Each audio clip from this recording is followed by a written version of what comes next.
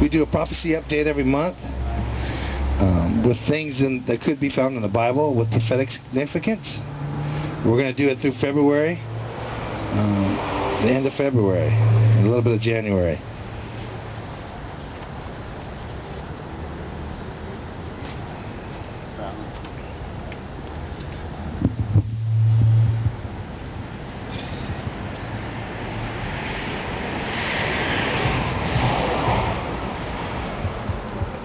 We're going to read a little passage out of Luke 21 that talks about some of the things that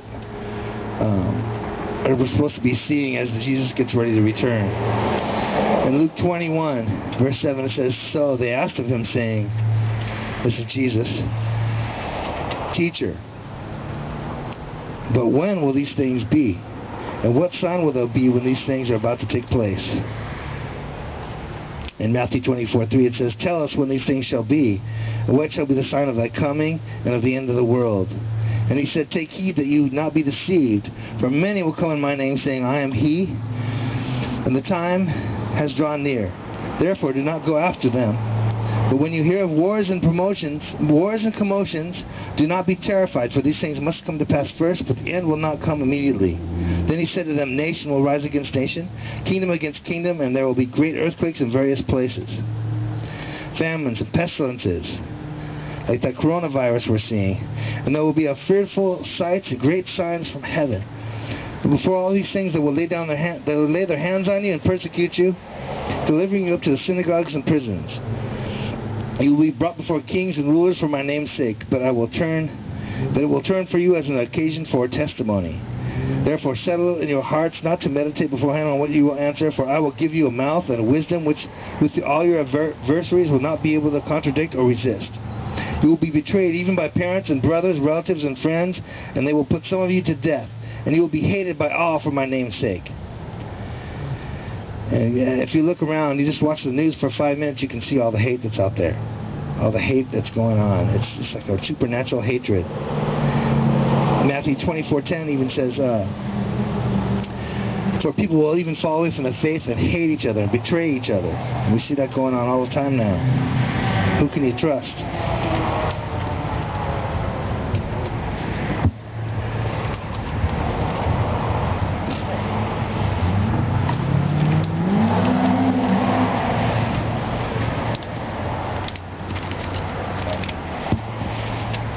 January 23rd, we have some news headlines. Space Daily reported that Washington called on China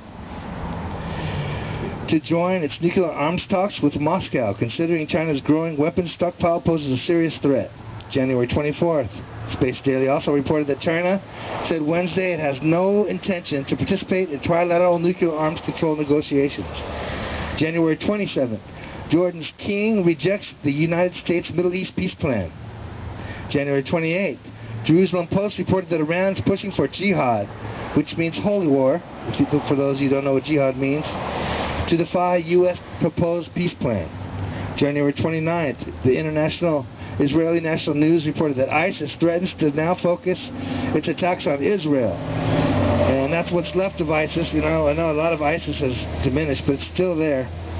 There's little factions, pieces of it still. January 29th, Voice of America reported that the death toll in China, coronavirus, was now over 100. And that was January 29th. Wait till you hear what it is now. And what it really is probably even more astonishing. January 29th, Space Daily reported that the United States Space Force seeks civilians to join the staff. February 3rd, Israeli National News reported ISIS claimed responsibility for London stabbing attack. And Al-Qaeda claims attack on Florida naval base. February 4th, Jerusalem Post reported that Iranian youths praised Khomeini, singing about the end of Israel. February 5th, Space Daily reported that Greece to send Patriot missiles to Saudi Arabia. February 5th, Space Daily also reported the United States submarine armed with low-yield, long-range nuclear weapons deployed in response to Russian similar testing. February 6th, INN. Israel attacked Iranian post in Damascus area, and from Jerusalem Post, same day, Iran trains Shia militia proxies in Iraq to wage war on the United States. February 10th, INN reported that Iran unveiled a new ballistic missile powerful enough to enter space.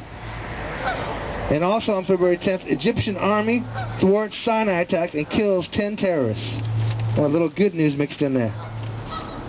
February 11th, SpaceDaily.com reported the United States Space Force is watching 2 Russian satellites which appear to be observing a United States satellite at close range. And Space Wing Squadron poised to receive first Space Force weapons system.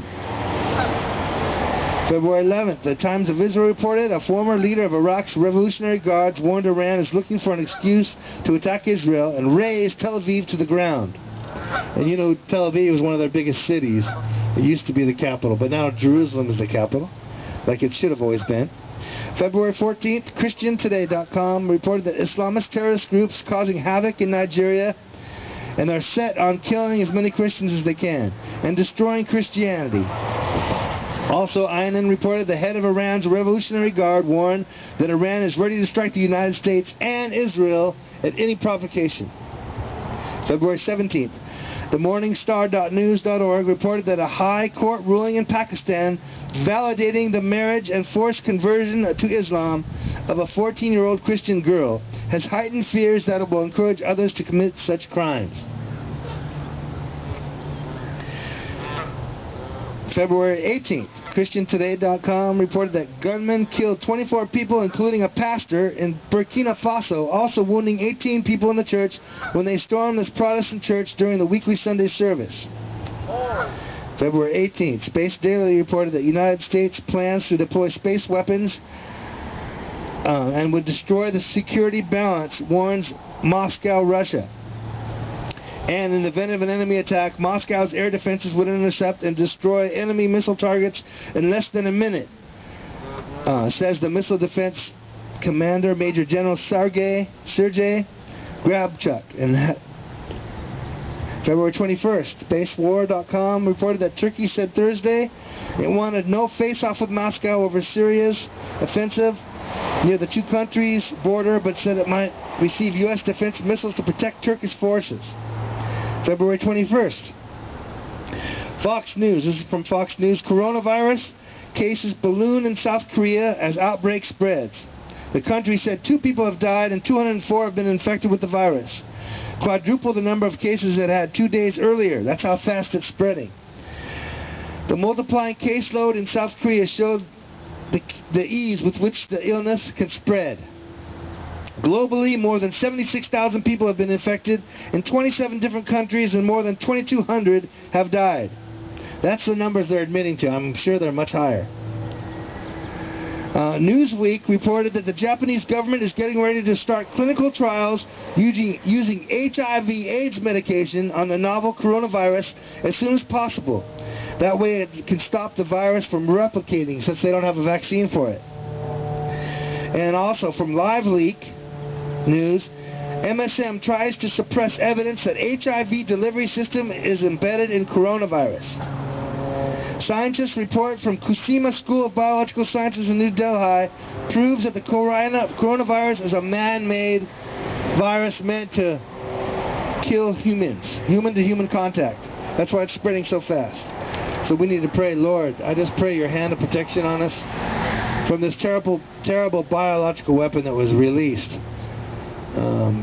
They say it was an accident, but who knows? I mean, this is a biologically engineered weapon of a virus that can cause it to spread so fast that as much as they tried in Japan to stop it from spreading, it just spread like wildfire, Lord. And I just pray that it doesn't get here any worse here than it is now, Lord. In Jesus' almighty name we pray.